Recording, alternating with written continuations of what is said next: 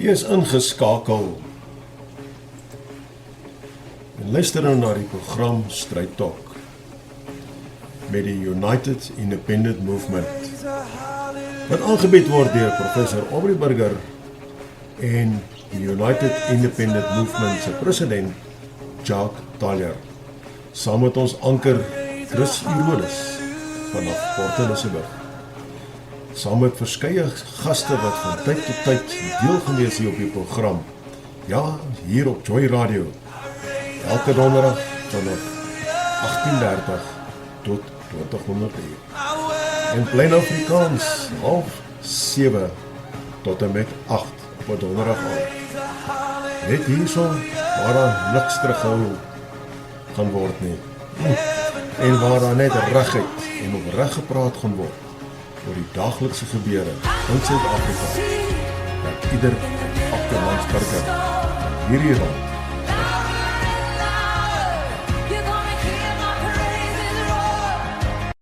You are tuning here on Joy Radio, your companion and friend in Jesus. The following program is paid for and proudly brought to you by the United Independent Movement. This program contains political content.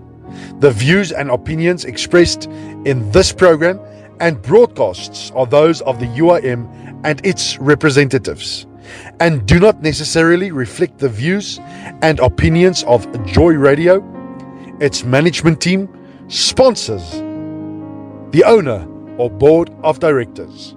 This program is paid for by the United Independent Movement, which accepts full responsibility for its content in accordance with the Electoral Act and ICASA regulations. Joy Radio, your companion and friend in Jesus.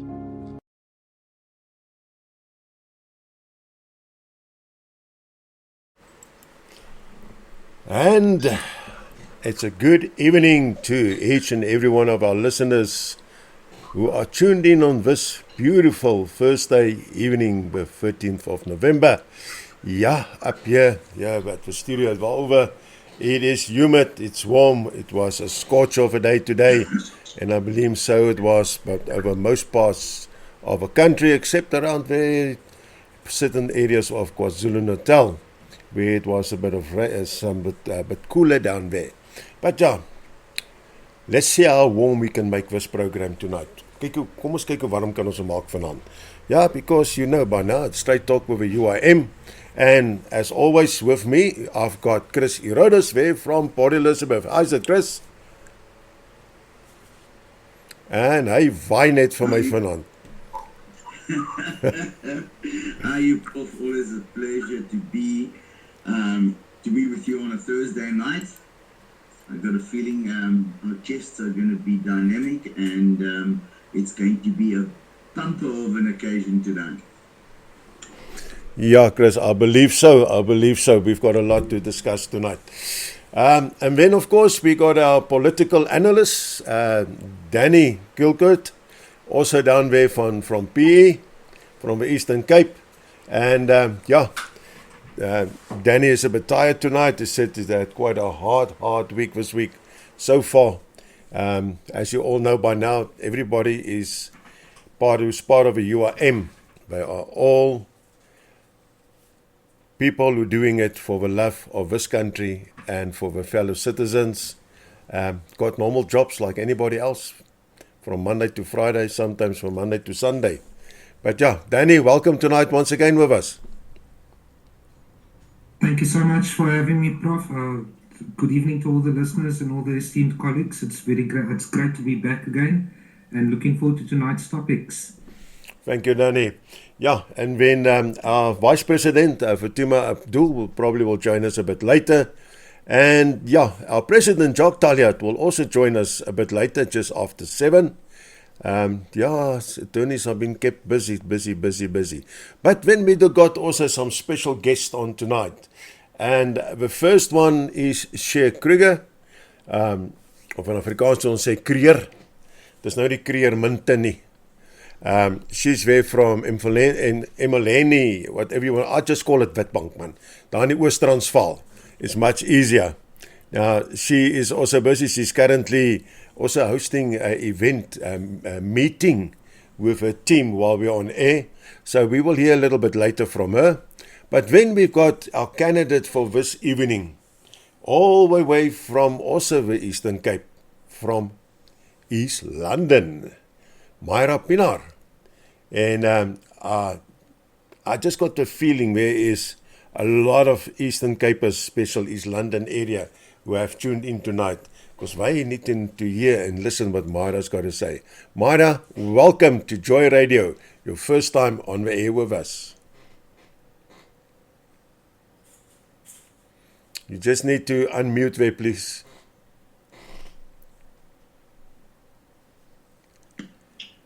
Thank you, Prof. Aubrey, and all the listeners. I'm Myra Pinar from East London. I'm the chairperson of the East London branch here.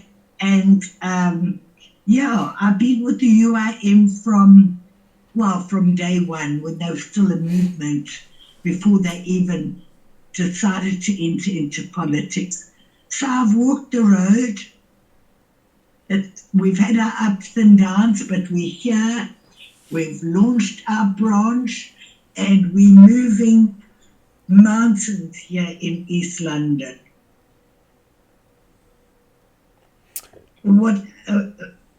Okay, Myra, so tell me, you're telling you're moving mountains down there in East London. Can you give our listeners a bit of indication, what are you guys doing there to move these mountains around? Firstly, Prof, our goal is to get a community leader in each of the communities. Those community leaders will gather the people, tell the people about the UIM, and hopefully find representatives in the different communities. Okay. So far, we've got quite a few members from the communities that have joined us. Our model is Orange Grove, where we have a representative in Orange Grove that is doing amazing work there. Our representatives and our members are bringing in the vicinity of 15 new signed members a week. In the Orange Grove, we actually looking after the community, we're helping with water, supplying them with water, and we're starting up a kitchen in Orange Grove.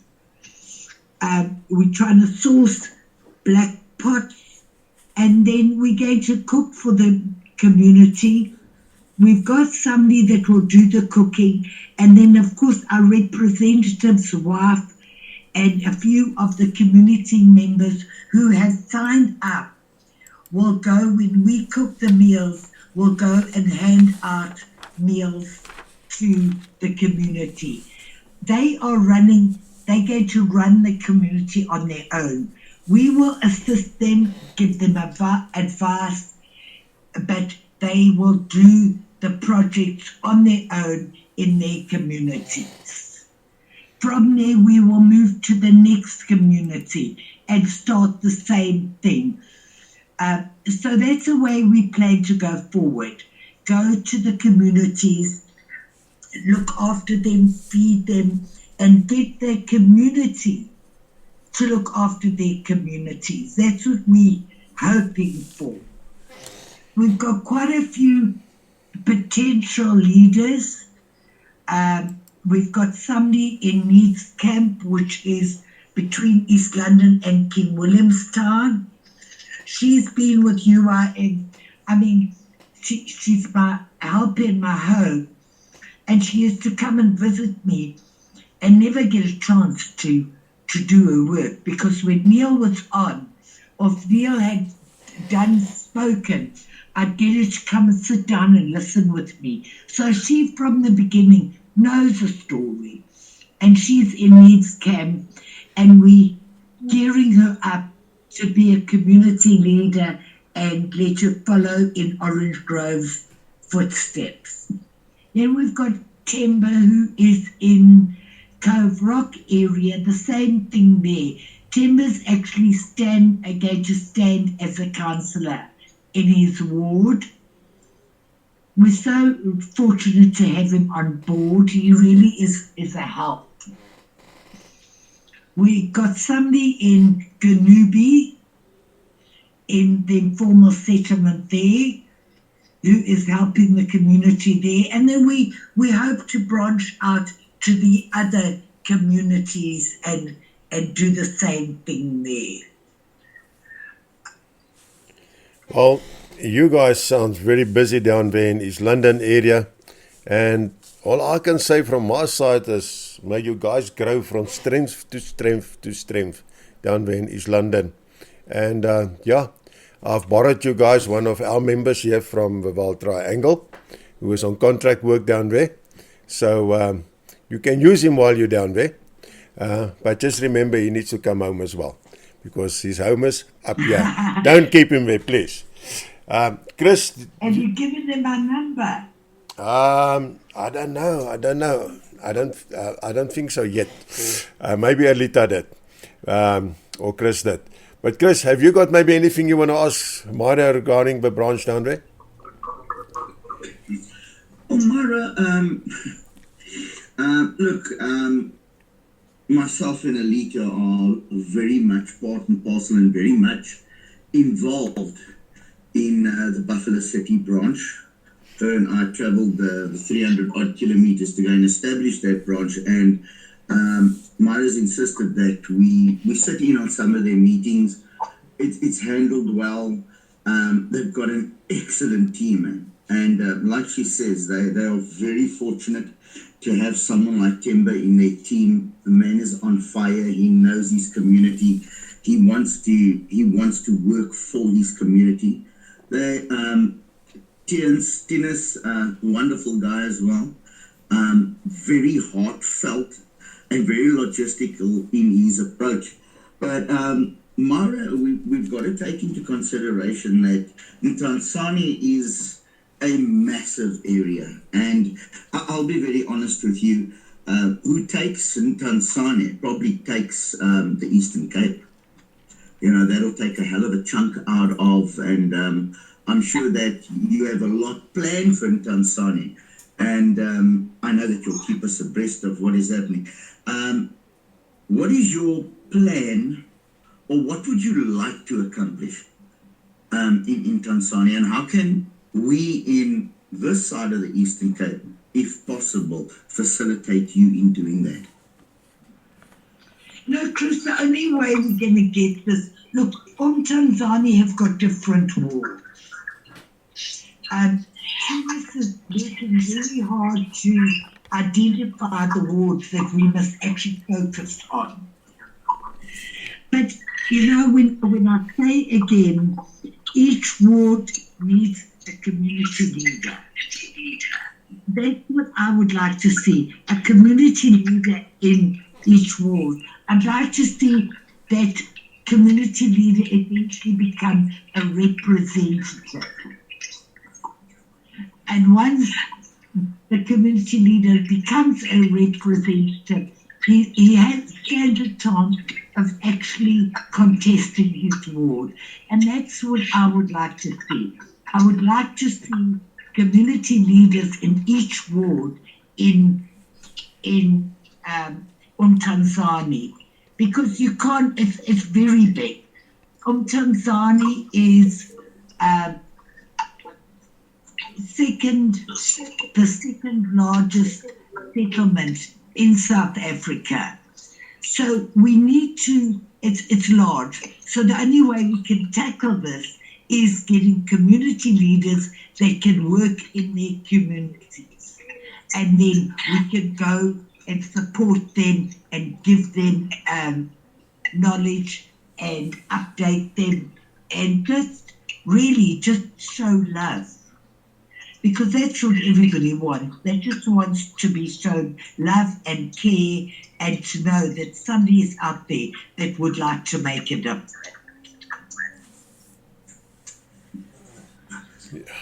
Well, Mara, I agree with that 100%. I know that we in the Eastern Cape are on what we call a branch drive at the moment. And look, you guys are doing a sterling job. Absolutely sterling. It must be difficult for you being 28 years old, running around like a headless chicken. But I just don't know where you get all that energy from. And I salute you for that, Myra. Thank you very much. Thank you for that, Chris. I must say that when I go into town to do things, I have a list. I need to see this one, see that one, collect our Cook Sisters, because we sell Cook Sisters to generate a bit of funds so that we can keep going. And I must say that it actually has helped us. It's carried us through. We've managed to get a gazebo. We're at the moment printing teardrop banners. We've got boards that we're having printed. So we make, we use the money for the Cook Sisters as wisely as possible. And but it's a lot of work, because we've got to order them, go take orders, go in, place orders, and then make sure the people put their money in and we deliver the Cook Sisters. So that's quite a mission, but it's always nice going around delivering and interacting with the UIM members. That really is a pleasure. Myra, Thank you, Myra. if anybody wants to get a hold of you or contact you, how do we get a hold of you? They just phone me, Prof. Okay. On 06. Can I give the number? Yes, please. It's 062 652 3911. Right, So come, guys, phone me. where you got it. Myra's number down there in the Eastern Cape, East London area, 062 652 3911.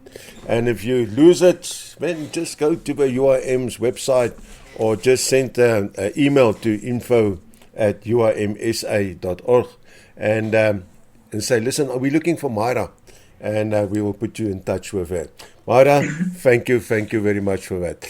Now, guys, let's go over a panel and we look at some of this week news headlines. And I want to start off with this one of a road accident fund. Now, the road accident fund is bankrupt. We all know that. We all heard it. They haven't got money. They can't pay out the claims and everything.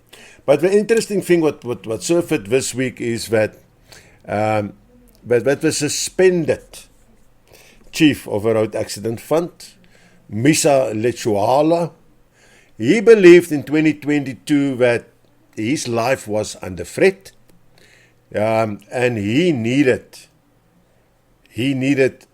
protection, but not any protection.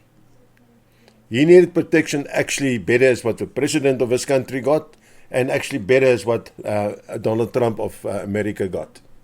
After some intruders were browsing around there in the parking area of RAF officers, and immediately insisted on 9 bodyguards, like those that Paul Machele got, there's blue light guys apparently, some of same caliber as that, and he insisted on an armored vehicle of 4.4 million. That's what it cost. Now, that vehicle is now parked there. It's a dust ornament there with RAF officers. Now, here comes the kicker. For these 9 personal security officers, if we can call them such, or personal protection officers, what he now employed or insisted to be employed for him to look after him 24/7 a day, between 2003 and 2025. Now, I mean, it's 2 years. It cost, out of the ARF funds, 24 million rand. Right? Now, only 2 originally was approved for him at a cost of 480,000. So he decided 2 is not enough. He needed 9. It went to 24 million. Now, apparently, on what they could gather, these security officers or these personal protection officers, because now they didn't just use the RAF vehicles just for business duties. Ag ja, jy weet, ons gaan koop maar gou-gou groceries by Shoprite, ons gaan kyk in McDonald's en ons gaan koop gou-gou Nando's en all that kind of things as well, as ons die mengels so kan ingooi hierso. Wij spent last year alone 1.7 million rand just on fuel. Now guys, I think this is an absolute disgrace. As if we all know each and every person who is a vehicle owner, part of your motor vehicle's license and that goes to the RAF. When you put petrol in your vehicle, diesel, a part of that goes to the RAF. And this is how it's wasted. Now, Danny, you've been quiet up till now. I think that before you fall asleep, I know you're tired, my buddy. Maybe you can give us your take on this. Thank you, Prof. Prof, this for me is a significant concern, because besides the fact that these guys have went and spent 24 million rand on bodyguards and 4.4 million rand on an armored vehicle, we have recently learned of them pushing millions of rands into offshore accounts not to pay out RAF claims in order to claim bankruptcy. So the question is, my question is, although it's a developing investigation, and which one of them I'm following quite with a watchful eye, is the fact that where is that money going to, number one? Number two, spending millions on fuel is also a bit of a concern. I travel for business and I travel daily, and my business travel fuel amounts to 12,000 rand a year. And you're coming over 1 million rand. So there's a lot of things that we need to consider, and I'd like to see the investigation reports on the audits that's going to be done. Hopefully that they're going to be done. And it again comes back to what we always emphasize on, that there needs to be a clear split from politicians to administration. Because the moment politicians start, in today's day and age, and especially here in South Africa, the moment politicians have too much say and too much power, then you find many of these instances where there is bloated budgets and bloated expenditures, and the people must just accept it. Okay, Danny, you mentioned something and immediately triggered something me. You are aware of this offshore accounts, this alleged offshore accounts. Let me rather put it in that manner, when I can't get into trouble.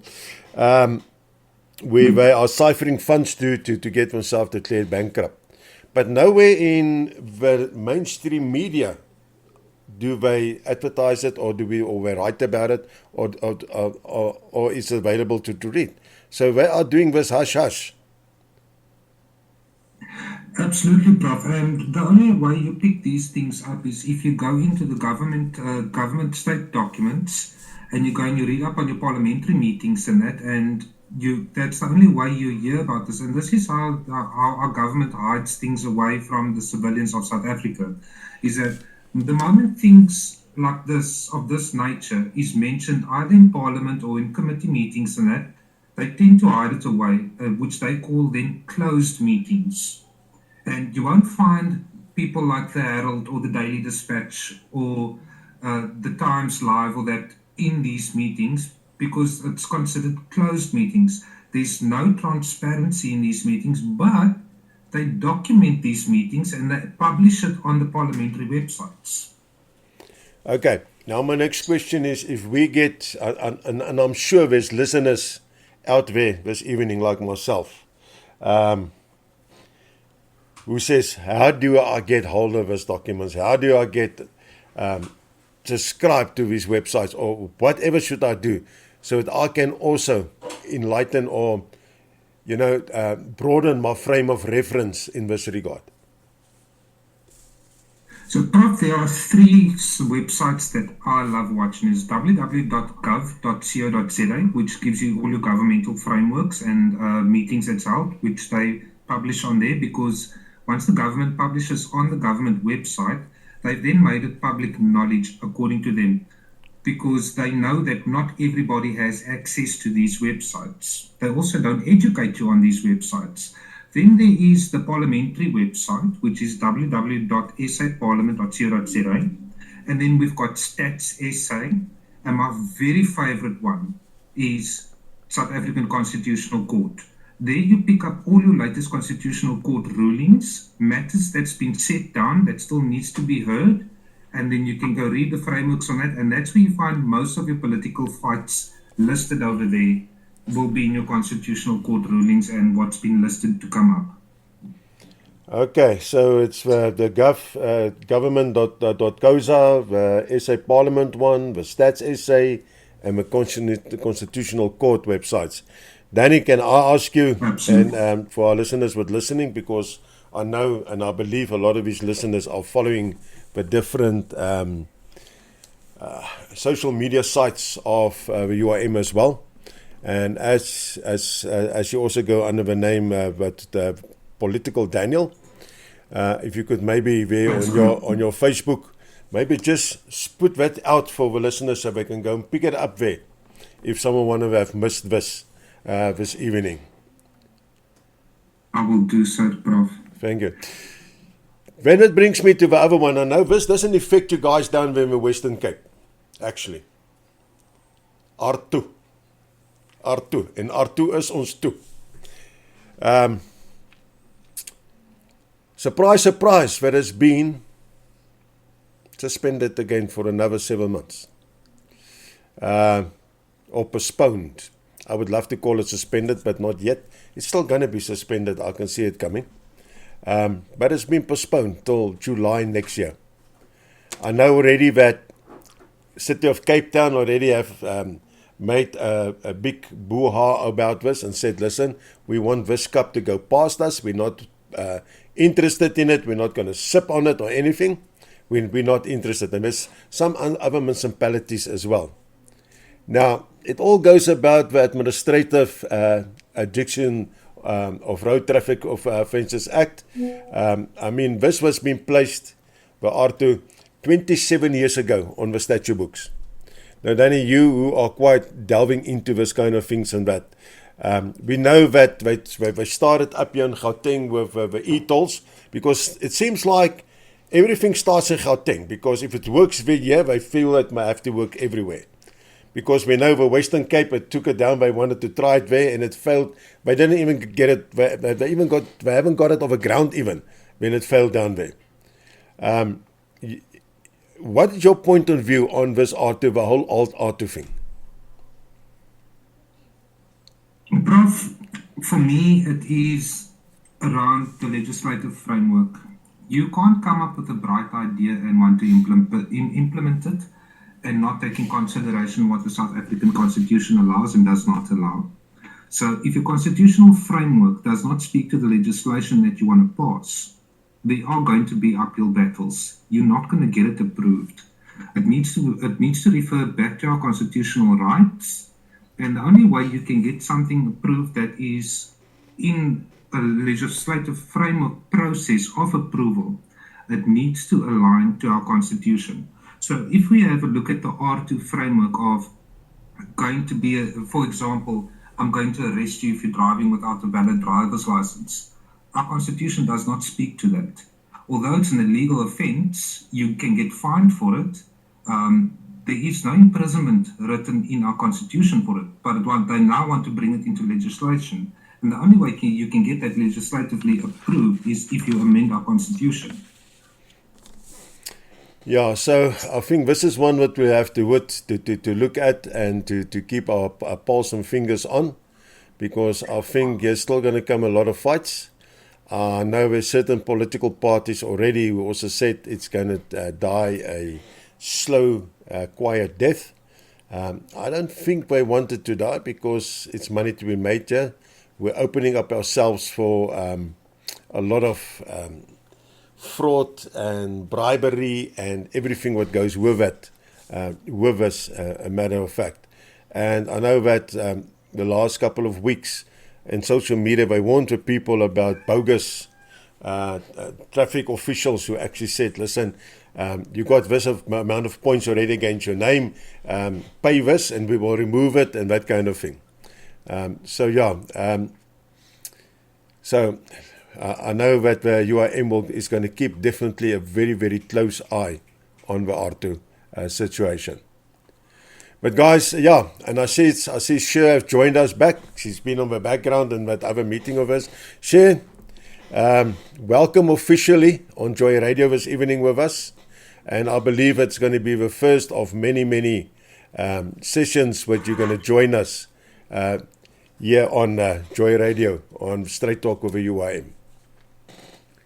Thank you, Prof. Thank you for having me tonight. Pleasure as all ours. Now, panel, I want to get to the main, one of these topics that made a lot of hoo-ha this week.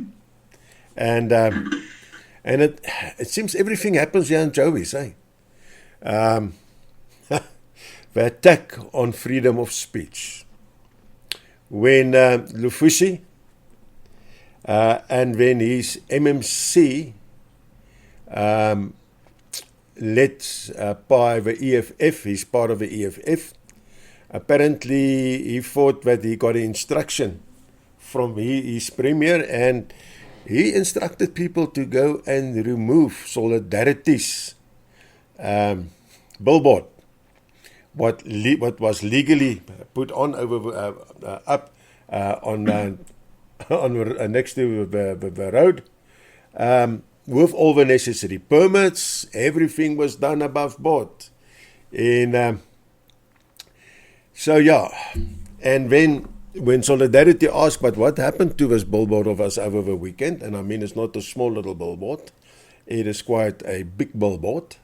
Then they came and they said, listen, we did take it off because we didn't like what was written on it.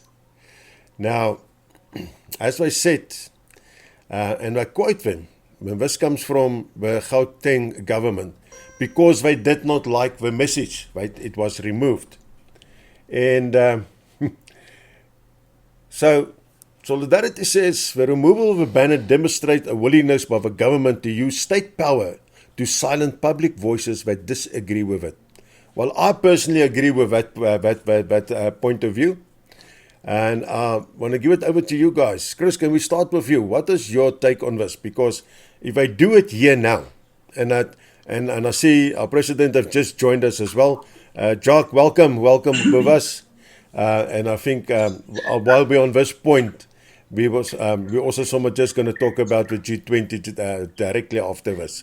But Chris, your point of view on this? Prof, I always say follow the money. Obviously, Solidarity had to go through, they had to jump through hoops, a lot of red tape to have this put up. They obviously had to pay the municipality to put this up. And furthermore, the municipality or the council had to pass this. So my only take on this is that either somebody didn't get paid because, or else it would have still stayed there. I don't see how I can pay for something and pay you for something and then you can take it down. So it doesn't actually make sense.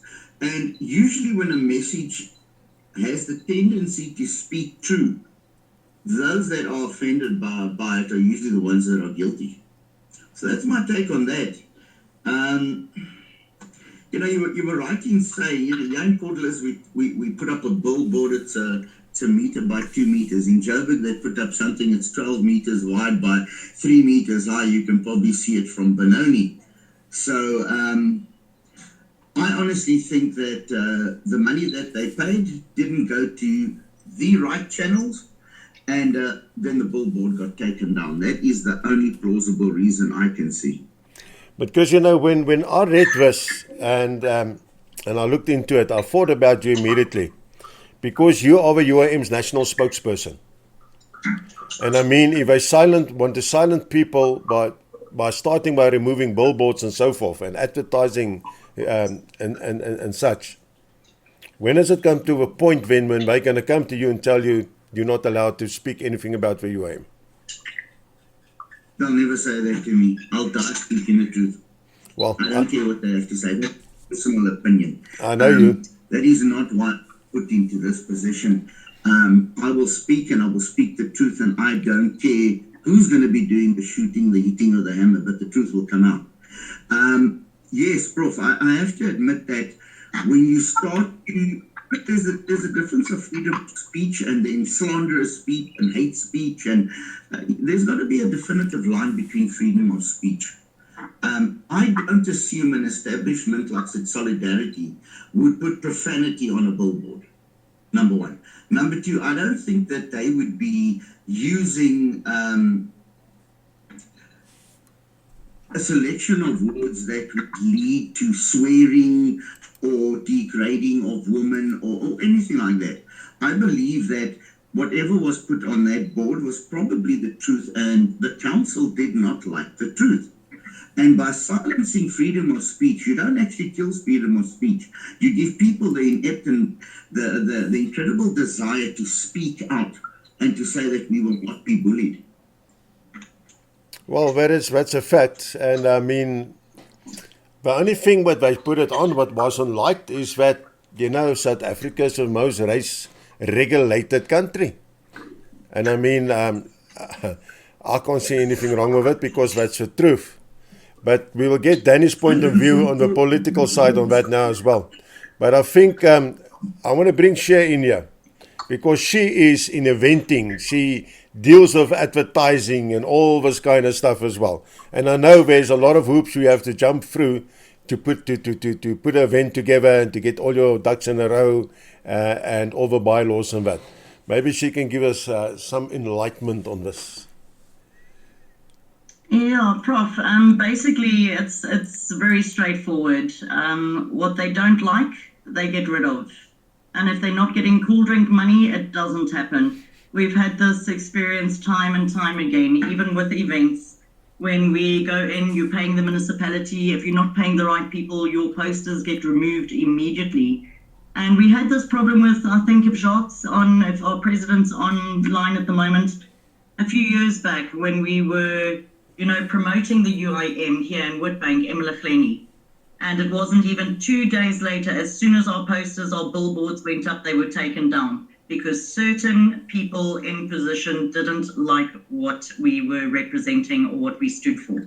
So, and they weren't getting a kickback on it. So it's just, the truth hurts. And if somebody's not lining their pockets, it's going to be their way or the highway. It just is what it is. But I mean, I totally agree with Chris. But unfortunately, if I'm correct, if I'm not correct, please correct me here. But when it comes to political posters and that is you got protection under the IEC when you put up your posters and so forth. But I can't just remove it and take it off. We're supposed to have, but that is not the case. Blignaut Witbank is an a fishbowl of its own. I can promise you the things that happen here in Mpumalanga in general are just, there are no rules. There are no rules. There are no rights. We put up those billboards and a day later those billboards were taken down. Yeah, and you can't prove who've taken it down. It's not like up in Joburg where they said, yes, we did take it down. But we acknowledged it. So you can't even go and lay a criminal case against these people then. But Danny, yes, apparently they don't care. So I see we've got our work cut out for us down there. That is for sure. Yeah, Prof here in Witbank, and I'm very much involved with community projects, outreach programs. It's not who you know, what you know, it's who you know. Who you know, yeah. But that's what makes the world goes around, they say, apparently. Absolutely. So they say. But unfortunately for all of them... But that doesn't make it right. No, it doesn't make it right. That's Sorry, why, Prof, that doesn't make it right. But that's why the UIM is there, who's untainted, as Chris always said. We are a virgin party. We're not tainted, and we will not stand for that at all. Danny, your point of view. Welcome to the most race-regulated country in the world. What is unconstitutional about that? What is hate speech about that or anything? Prof, in my opinion, there is no hate speech. They are not incorrect. They are absolutely correct in that statement. It's more of an appearance and the tidy up before the G20 to get rid of the truth being told. Very interestingly, I like what Chris mentioned earlier because I was catching up on the parliamentary meeting that happened yesterday. And President Cyril Ramaphosa made a very weird statement when he got questioned on why is the Gauteng area now all of a sudden getting service and being cleaned up. His exact words were, like anyone, if you know someone is coming to visit your house, you clean up. Yeah, I've heard that as well. I heard it as well. And I actually made a remark in that regard this morning on air, where I said that, and I've been traveling a lot, I've been to a lot of African countries and so forth as well, that there's certain areas where there's no-go areas if you are a foreigner or a tourist. I take Egypt, for example. You can probably from both sides of the Nile River, about 3 blocks in, both sides where you are allowed to roam around and do shopping and so forth. You're not allowed to go past that because that is like they call the slump areas. They don't want you to see it. And the police make sure as well that you don't go there. And this is exactly what's happening now with this G20 thing. In talking about the G20, I know our President Jacques is burning to talk about the G20 because he said earlier today, I want to speak about our little cirkeltjie in the G20. Jacques, goeienaand weer eens en baie dankie dat jy by ons kan aansluit weer vanaand. Goeienaand, Prof. Good evening to the panel and good evening to all our listeners. It's a privilege once again to be here. Yeah, Prof, G20, I'm just actually having a laugh listening to all of you. And I read up on a couple of things this, earlier today in preparation for this debate. It's not as if we didn't see this coming. I mean, it's not as if President Trump didn't warn that this was going to happen. And for some or other reason, President Ramaphosa thought that he was going to be able to smooth things over with President Trump prior to this G20 summit happening. And of course, we all know now that that was unsuccessful. So, the cat's out of the bag. I think one thing that has happened this year, which I'm very excited about, despite all the bad things that happened and despite all the things that have gone bad for the country, one of the positives of 2025 is the fact that the truth started getting out and things started getting, and people started getting exposed. And it's continuing to happen as we speak. I mean, we are currently, there's a commission of inquiry underway. I don't know if you guys follow it. Mm-hmm. I don't know if our listeners or our viewers follow the proceedings. But, I mean, there was a big revelation made by General Mkonazi. And this has led to an inquiry. There's a whole bunch of skeletons climbing out of the closet. I watched today how the chief of staff of Minister Mtulu was caught out lying, pretty much. I mean, he made an affidavit and then he contradicted himself, when he was questioned. And I mean, the whole purpose of an affidavit, for those that don't know, I mean, it's a sworn statement, it's evidence. And he was questioned about it, and he had all kinds of excuses and this and that, and he was led to believe that if he could write this, it would be acceptable, blah, blah, blah. Prof, it's ridiculous. It's absolutely ridiculous. And like I said, I'm just glad that the world is starting to see what's going on in South Africa.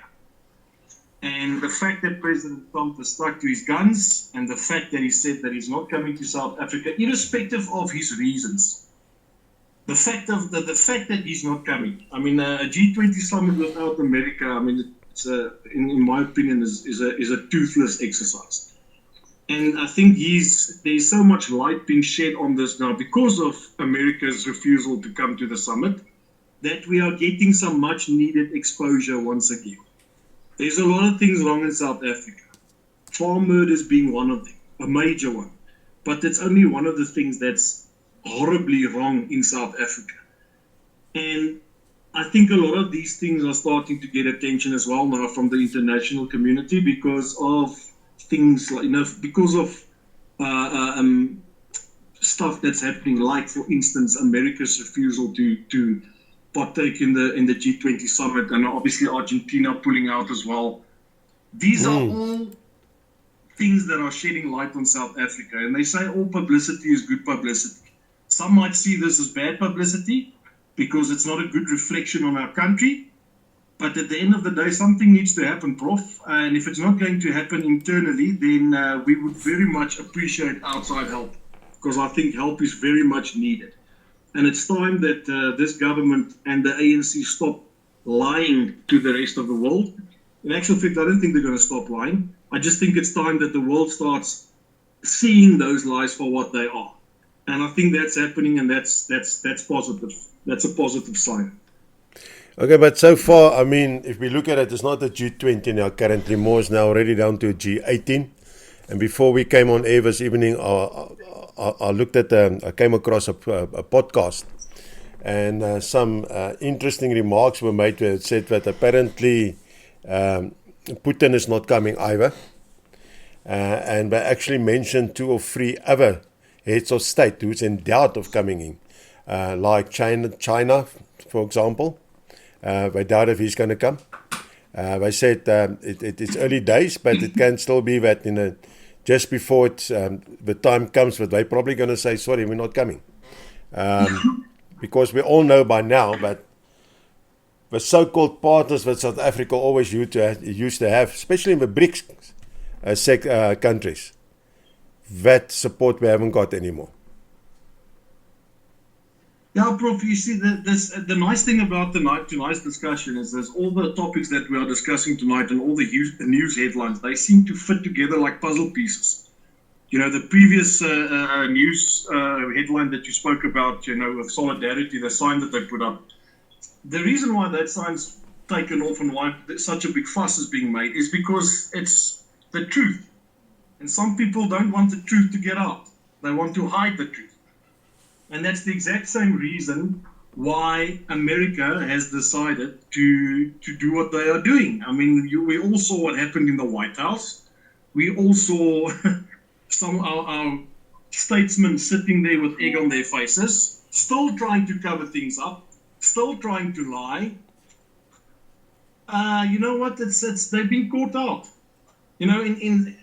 We spoke about, I caught the back end of your conversation about the road accident fund. And I wanted to I wanted to come on air and I just wanted to add my 2 cents to that discussion and that conversation.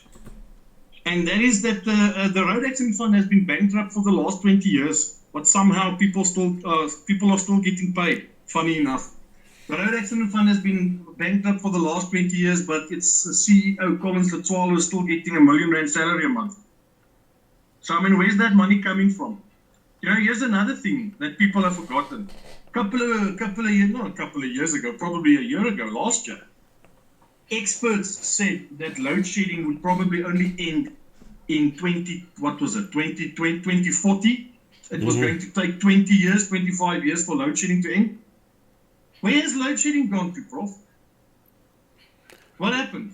All of a sudden it stopped. Yeah, I think it went undercover. No, so here's my point. So you know what? I take everything that this government says with a pinch of salt. Well, all I know is what we've got, for instance, at our law firm, I mean, we've got trial dates set right up until, 2031, 2032? So, I mean, if the road accident was bankrupt, then then surely the legal community would have been the first to know. And I mean, we are still getting trial dates. We're still applying for trial dates, and we are still getting trial dates. We are still issuing warrants, and people are still getting paid. Yes, it's a delay. Yes, it takes long. Yes, the road accident fund tries everything in its power to delay payments and to wiggle themselves out of commitments, but people are still getting paid. So I take everything that this government says with a pinch of salt. And it mustn't deter people from, instituting claims against the Road Accident Fund. I want to encourage people. When the opportunity presents itself, obviously it will be, unfortunately due to unfortunate circumstances. We don't want people to get injured or get into car accidents. But when it happens, people must 100% still put in claims against the fund, because trust me, that process has not stopped. Yes, there are delays. Yes, there are constant fights and battles, but it's carrying on. So don't let that be a deterrent. And like I said, we've spoken on previous occasions on this show about smoke screens. Government that like to put up smoke screens to keep us occupied or to keep us busy or to divert our attention. I see there's another one, and this will be a topic of discussion very soon. I see they are tampering with our gun laws again. Ja. So these are all smoke screens, and these are all attempts just to keep us busy and to keep us preoccupied while they are busy with stuff behind the scenes or undercover or under the table. And they know where our soft spots are. They know where the people's soft spots are. They know what our triggers are. So we mustn't pay any attention to that. We must just stay focused, and we will do everything we can from our side, from the UIM side, to investigate stuff, investigate news, investigate legislation, investigate rumors, and bring people the truth, or tell it how it is. But yeah, it's like I said, trust me, the ANC and the government, all these truths that are being exposed, it's making them extremely uncomfortable, and it's making me extremely happy. Yeah, well, Jacques, the fact is, and that's why they give people, they tell them, okay, right, you've waited 5 years for a court date, a trial date, you haven't received it. We're going to give you one now in 8 years' time. Because they want to discourage people. That's what the Road Accident Fund actually is doing. Because, where did that 4.4 million comes from for Ahmed Kar? Where did over 1 million, 1.2 million for petrol just for his BBP, for his security? And as you said, the smoke screens. And now, before we go over to our main topic for this evening, just something what I picked up is that Joburg, the Golden City, water debt, the water debt is over 1 billion mark, over the 1 billion rand mark. Now, what scares me about this is, I know we're talking about 851 million what owned to Rand Water, 666 million to 20 contractors, and so by end of October this year, now. It was over just over the 1 billion mark. But now, with a midterm budget, what was announced this week, if we look and we see there that what the minister says of finance, the amount of money all of a sudden what he's giving out now, and he made it quite specific. What he said. He's going to go to 3 specific provinces, Free State, Gauteng, and Northwest, where they had a shortfall under the original budget. And he said they're going to get together about 4 miljard extra wat hulle gaan kry. So where does all this money come from now?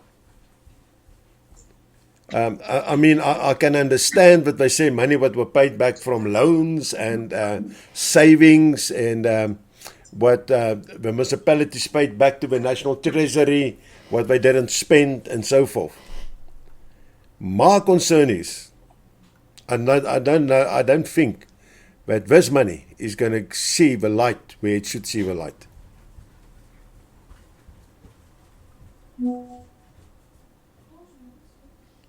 So, if any one of you got takes on that, guys, I think this is scary, because this is something that I feel that the UIM actually should, although we're not in Parliament and so forth, but we should keep an eye on this, because here is major money major money was going to be used for things except for what it's been allocated to.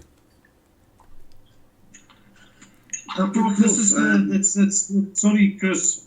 Sorry, this is. I'll be very brief. Once again, like with the Road Accident Fund being bankrupt, I mean, this country has been bankrupt for so long, but somehow they find the money to change street names and to pay millions and waste millions on stuff in South Africa that's absolutely insignificant. So, once again, I take whatever information I get with a pinch of salt. Surely there has to be money if they have so much to waste. Definitely. Chris?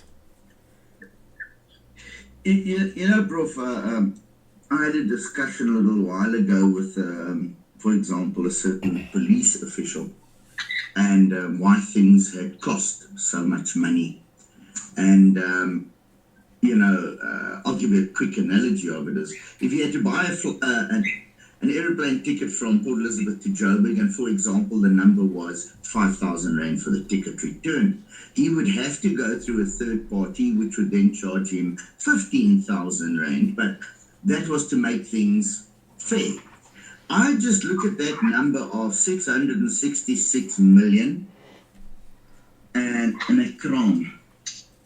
I look at it and I think, how does it get to 666 million? If you've noticed, Prof, tonight, everything has been millions and billions. Don't these people deal in hundreds of thousands anymore? Maybe 10 million or 5 million.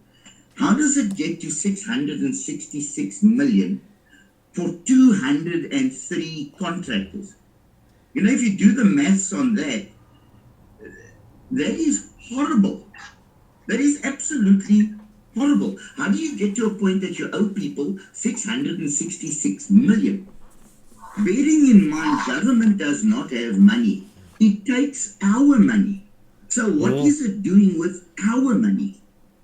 More bodyguards for a skinny little chap?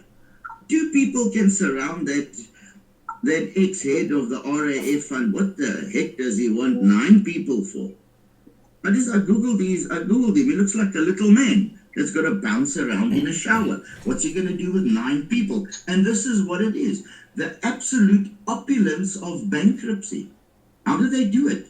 And then worst of all, and this is the rub, how do you possibly find 203 stupid contractors that would want to deal with a municipality that owes people 666 million? What do you think? You're a special kind of stupid that they are going to pay you and not the other people? No. I don't know. This is what happens when you put a clown in a position and you wonder why you do have a circus. Yeah, and that's why our departed president always said, that's why the parliament is in a tent, because it's a lot of clowns in there. I see here that our councillor in Cape Town said Cape needs to repent and turn back to Jesus. ANC had the opportunity and they brought our country to its knees. That's the truth, but I believe we will turn it around. Let's go to our main topic. We've got about 25 minutes to discuss this. State healthcare, and not just state healthcare, private healthcare as well, and medical negligence. Now, I went and looked it up a bit, and I came across something with a gentleman by the name of Gary Austin. Now, apparently, he's a medical negligence and personal injury law specialist based in Johannesburg. Maybe Jacques will know about him. Now, he said medical negligence, especially in state hospitals, is frequent and rife, and I think that we all know by now. And when he says the total amount of medical legal claims lodged against the state as of March 31st, 2023 was approximately 68 billion rand, meaning $3.8 billion. Now, he also emphasized that these cases substantial financial burden, of course, there's a huge financial burden on the state. It's actually a huge financial burden on any and every taxpayer of this country. And he said on average, each of his claims could be worth approximately 20 million rand, some up to 1.42 billion rand in claims. And he said, yeah, that 1.2 billion was paid out in 22-23. Now, he also states here that this negligence crisis characterized by a high number of large claims against the state often result from misdiagnosis, surgical errors, and inadequate care. Now, anyone who have been to a state hospital, I think, can talk with us this evening, because they will know, especially about this one part, inadequate care. They don't care for you. And their excuses always are, and as he also states here, the factors like understaffing, because that's one of the main reasons they give. And we know the hospitals are understaffed. We know there's not enough doctors. We know there's not sisters and nurses and so forth. Insignificant resources and lack of accountability. And that, of course, put pressure on the healthcare and on the healthcare professionals. And I think that, and I haven't got a solution for this currently, because I think I will have a solution when the UIM are in power in government, because when we can implement these solutions. But up to this stage, we need to fight this fight on behalf of the citizens of this country as far as we possibly can. And I know that Jacques and the law firm where he's at, that they deal with many of his cases.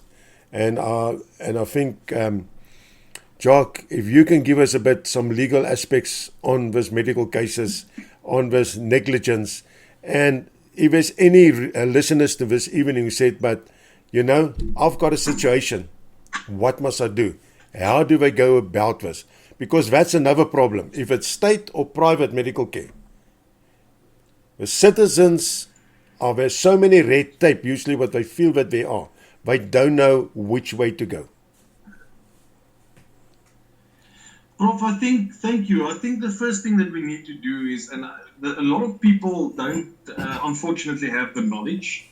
They have unrealistic expectations in terms of, when they, what happens, the claim process, the legal process that you can follow when medical malpractice happens or when there's medical negligence. There's a lot of people that have unrealistic expectations, unfortunately. So, in one of our duties on this panel or on these discussions is to obviously educate the people and to give people information. Mm-hmm. So I think one of the important things that we need to start with is just to define what the term medical negligence means, or it's also called medical malpractice. So medical malpractice is basically when a healthcare provider owes a duty of care to a patient, and that duty falls below the accepted standard of care, and the patient suffers harm as a result. So in a nutshell, healthcare providers and healthcare institutions in Africa, they have a constitutional duty towards people, towards patients. It's a duty of care. And sometimes that, these institutions or healthcare, they're failing that duty. Once that happens and a person or a patient suffers harm as a result of that breach of duty, as they call it, or if that standard of healthcare is not met, and once they suffer damages as a result of that, that is what is referred to then as medical negligence or medical malpractice. That is when medical malpractice occurs. Now, another thing that I want to mention quickly is there's a and this is very important to know, there's a misconception that any bad outcome in terms of medical assistance or medical care automatically qualifies as medical malpractice, and that's not the case. That any person that wants to claim, or any person that has been suffered as a result of medical malpractice or medical negligence, must establish a breach of standard of care and causation. In other words, they must be able to prove that that level of care that they are entitled to wasn't met, and that resulted in damages. It's not just having a bad outcome. I mean, we've all had healthcare and that have gone bad, or we've had medical care that we didn't fully recover from. Things happen, but it doesn't automatically mean that every bad outcome in a hospital or in terms of medical care is automatically regarded as medical malpractice. That's very important to understand. And then the next thing that I want to discuss quickly is obviously the steps that people can take when something like this happens, when they are unfortunate victims of medical malpractice or medical negligence. Well, the first thing that they need to do, and this is very important, is they need to make sure that they gather as much evidence as possible. If they intend to put in a claim against the hospital or against a medical practitioner, they need to gather as much evidence as possible. They need to obtain all relevant medical records, operation notes, prescription records, correspondence with the medical service provider. They need to document their symptoms, their treatments, how their condition changed, any complications, anything that might link to alleged negligence. And they need to collect witness statements as well, if they can. That's very important.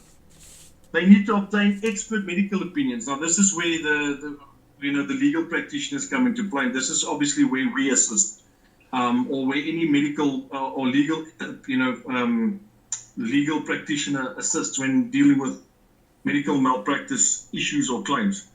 Is we normally, that we take on that responsibility, and we make sure that we, consult medical experts to try and ascertain whether or not medical negligence has indeed occurred. Because we're not medical experts. It's your opinion of what an outcome should have been in terms of medical treatment, and a medical expert's opinion are two vastly different opinions. So we consult with medical experts, and then the first step we normally take is we issue a formal letter of demand to the healthcare provider or the institution, outlining the negligence, the harm, and the desired compensation. And in some cases, not all, these claims get settled, but it's very rare that this happens. And obviously, once that doesn't happen, and once there's no settlement, then obviously we then start with litigation. Then obviously we sue the hospitals, we issue summons, and then normal litigation then ensues. And then it's a legal process. And at the end of the day, what we do is we obviously, there's different kinds of compensation that you can qualify for. You can qualify for past medical expenses, future medical expenses, loss of income, pain and suffering, or which is what, that's also called the general damages. And then there's also instances where people unfortunately pass away. And then those people, their dependents can then also obviously put in a claim for loss of support. But there are steps to take. There are remedies available, legal remedies, if people are victims of medical malpractice and medical negligence. It is a process. It's normally a fight that people, shouldn't try and attempt on their own. It's always better to seek legal advice and legal assistance, or just a legal opinion at least. But it is an unfortunate thing that happens in South Africa. I think it's something that happens all across the world. Conditions in South Africa and, undersourced hospitals, high patient volumes, staff shortages, infrastructure deficits, governance deficits, all the things you mentioned, Prof, that unfortunately creates an environment prone to errors. And these errors occur. And unfortunately, families and people suffer as a result of it. So from our side at the UIM, we want to invite people, obviously, to reach out to us if they have been victims of medical malpractice. One of the things that we try to do at the UIM is to help people where we can, or to just at least point them in the right direction, investigate matters, do exposés on certain institutions or issues if we have to, shed the light on certain issues, and expose those that need to be exposed, and speak the truth and educate. That's what we do as the UIM. So people out there, for those people out there that are listening, if they have been victims of medical malpractice or alleged medical malpractice, or if they suspect that they might have a claim and they need assistance or advice, they are welcome to send us an email. Our email address is info@uimsa.org. Let me just quickly repeat that, info@uimsa.org. And then we will look into those matters and see if we can assist in any way. Like I said, not all cases qualify as medical malpractice cases. Those that do, we will give people sufficient advice and point them in the right direction, and even assist legally if we have to. But in other instances, we will shed some light on the subject, and we will do exposés if we need to, and we will hold those accountable that need to be held accountable. People must also understand that there's a prescription period as well.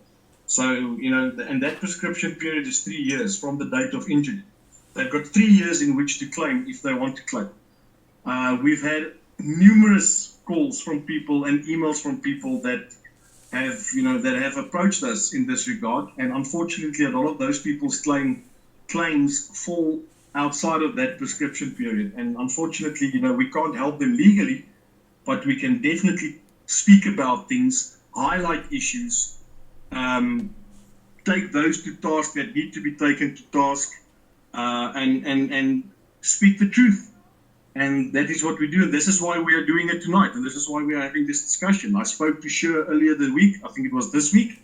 Sher phoned me and she alerted me to a specific case that she's dealing with in Witbank. It's a close friend of hers that unfortunately lost a parent as a result of alleged medical negligence.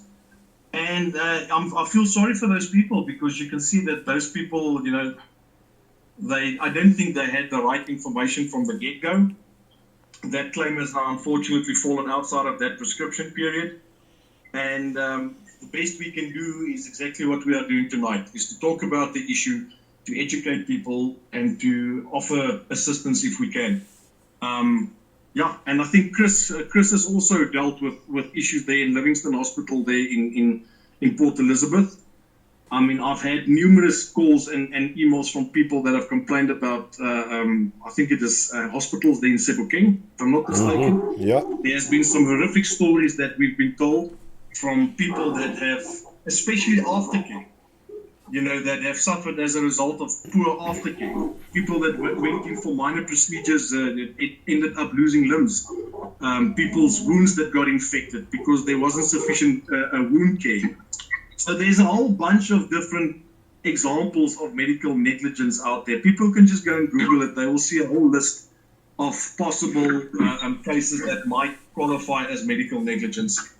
And like I said, we are here to educate and to assist if we can, and to talk about issues that I think are close to people's hearts and that affect people in South Africa. This is exactly what we are doing tonight. I've got a question. A patient sits in the emergency section of the hospital. Now, they've been there now for 12, sometimes 18 hours waiting. Heart palpitations, some of them is really seriously sick. Now, as it is, it's first come, first serve. Your file has just been put on the bottom and they druk hom ons maar net so in. So you have to wait your turn off. Now this person's health starts to deteriorate there.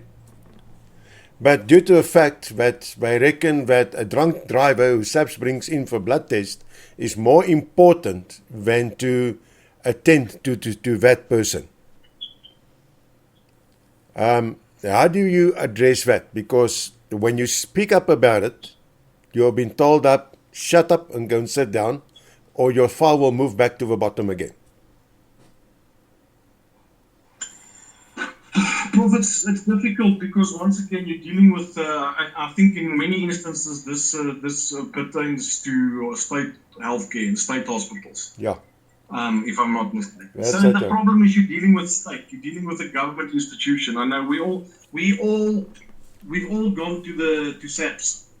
to report cases and to seek help. We've all gone to the Department of Home Affairs to get our IDs and our identification documents, or to apply for passports or licenses. We've seen what happens in these state institutions and in these governmental institutions. They don't care. You are a number.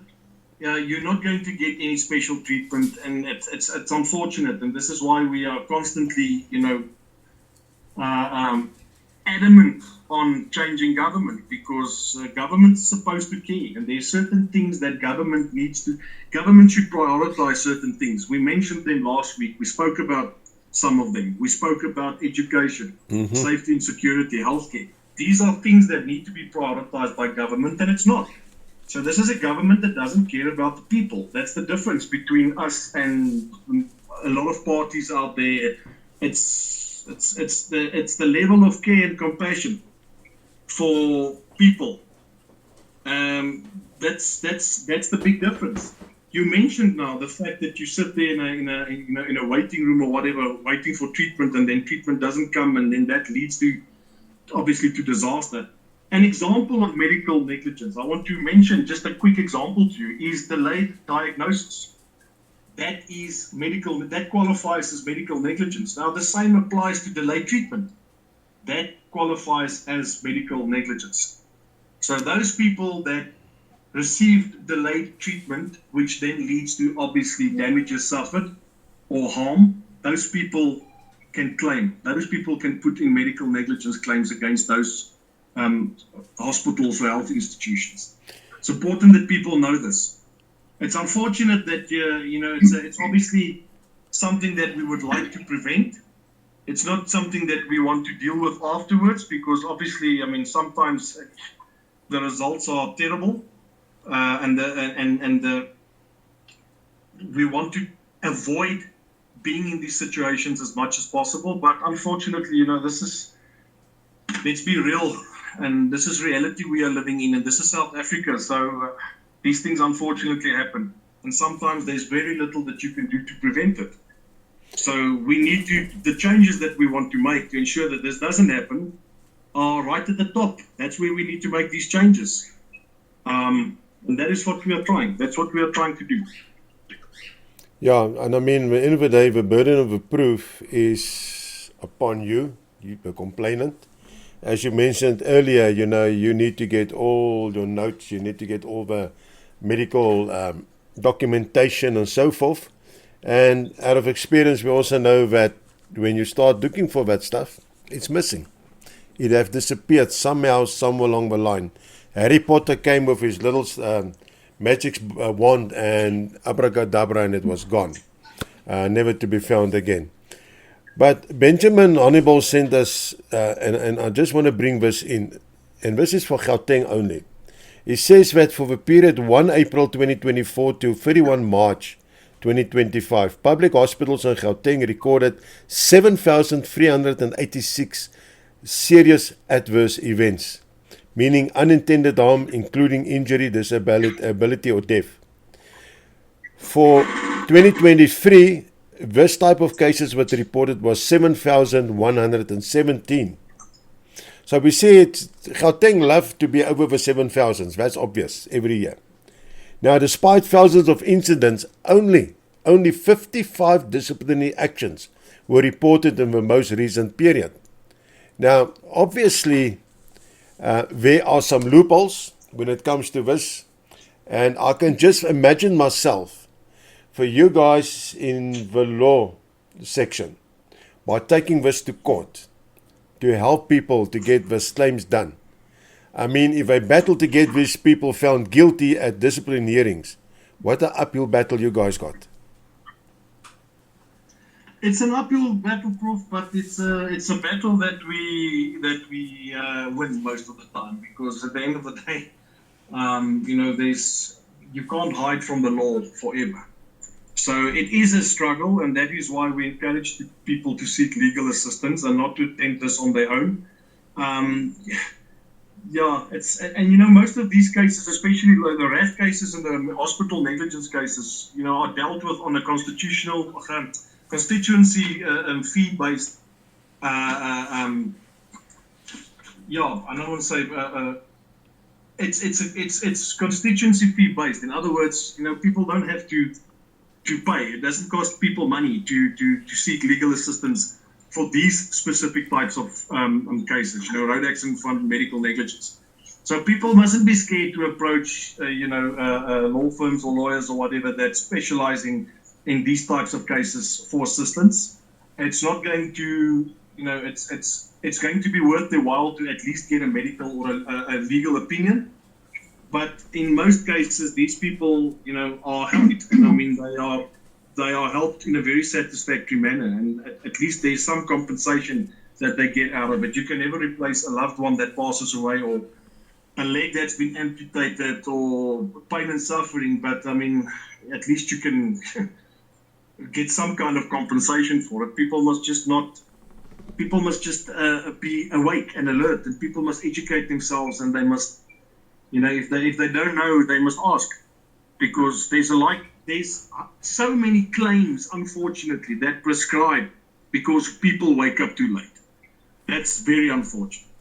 But Prof, I think, sure, I know, I would love to also just maybe get Sher's opinion on this as well, because like I said, the reason why we are having this discussion tonight is because of that phone call that I received from her earlier this week, and that's what prompted us to bring this up tonight as a topic of discussion.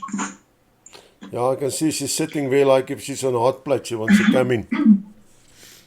Oh, yes, I want to say my say here. Okay, so me personally, medical negligence is a subject that gets whispered and definitely not spoken about loudly enough. Mm-hmm. Every day we as South Africans, especially if you're not blessed enough to be on a medical aid, I mean, the economy in our country is terrible at the moment. Most companies don't even offer medical aid. So off we drop to the governmental hospital. As you said, Prof, you sit in lines. I've been in that line personally with my own father. And just to give you an example, he was not breathing properly. They had him on oxygen. The machines they had him on were giving the wrong readings, because when we had Langemed come to move him, the readings that were on that machine compared to what was on the Langemed ambulance machines differed totally. So, we go in and we expect these people to care. We expect them to look after our loved ones, or ourselves in that matter of, just saying. And sometimes they honor that, but a lot of times that trust is broken and it's not honored, which in that situation leaves people, the victims, the family, when things go wrong, traumatized. These people don't even know where to start. I mean, they've just possibly lost a loved one or been misdiagnosed, or a mother goes in and gives birth and it ends tragically, especially where I'm from in Emelefleni. Our hospital, our governmental hospital, is currently headlines in the newspapers. You walk into that room, into emergency, you are a number. And I've experienced it personally as well, because we do our research, we bring things that are wrong to light. 17, 18-year-old girl standing, stabbed victim, and they will take the first number that pops up. That's what they take in. It doesn't care how bad you are.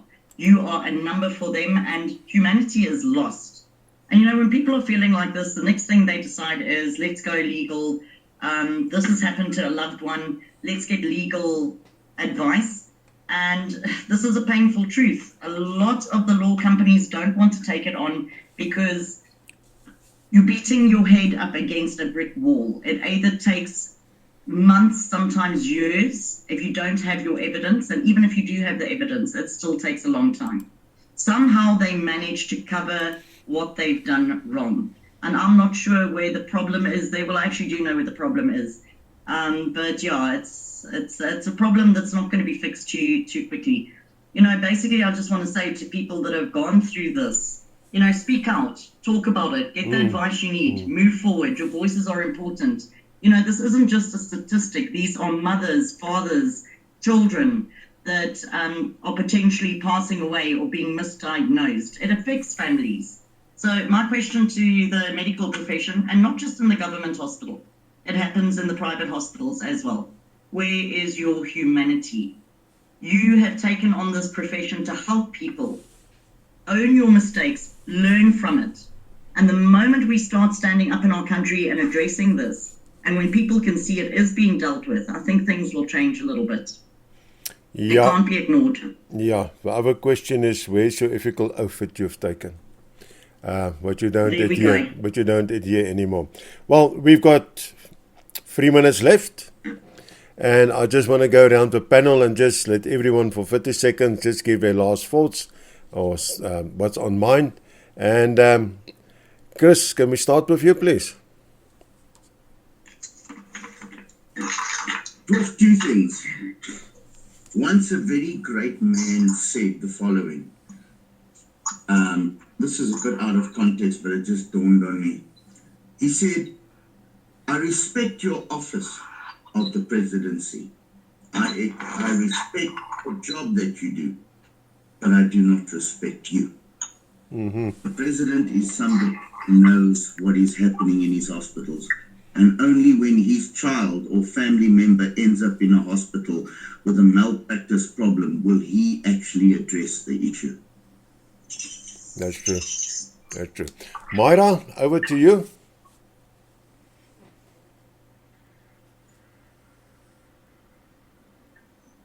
Thank you for giving me the opportunity to chat tonight. And I'd just like to say to my UIM supporters, and especially to my committee, thank you for everything that you do for us here in East London. Okay, thank you. Good night. Thank you, Myra. Daniel, from your side, your closing remarks. A lot of times people ask me, why have I joined politics and what is the change I aim to make? Livingston is where it started for me in 2016, a day before Father's Day and 2 days before my father's birthday when he passed away in that hospital.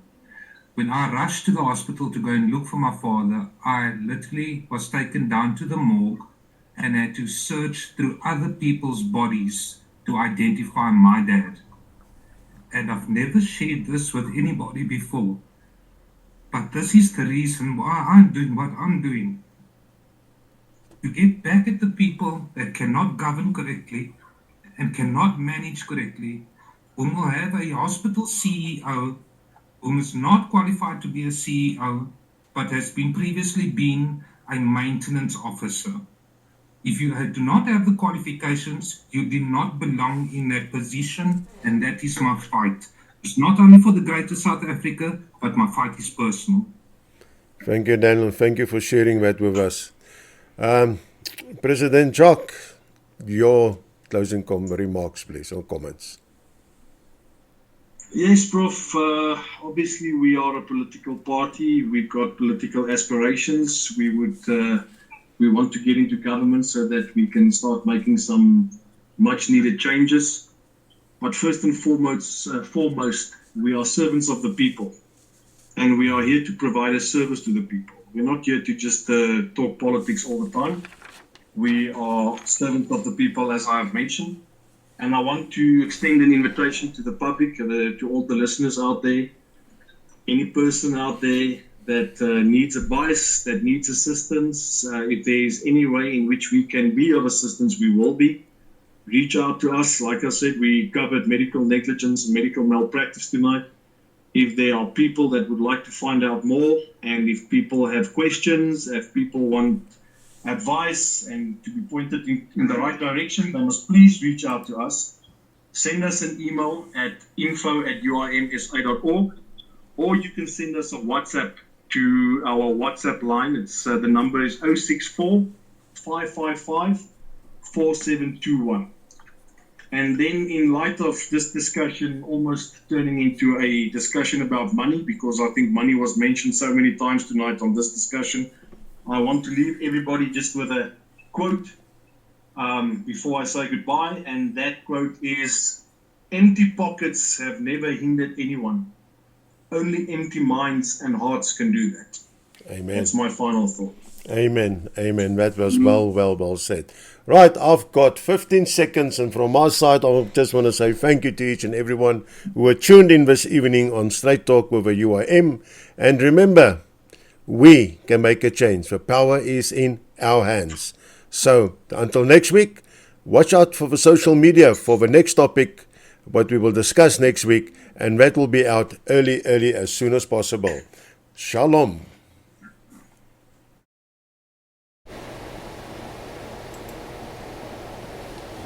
Father, we thank you for your guidance with the discussions on the program this evening. Lord, be with each and everyone throughout the weekend and week until we gather again. Bless every listener in Jesus' name. Amen.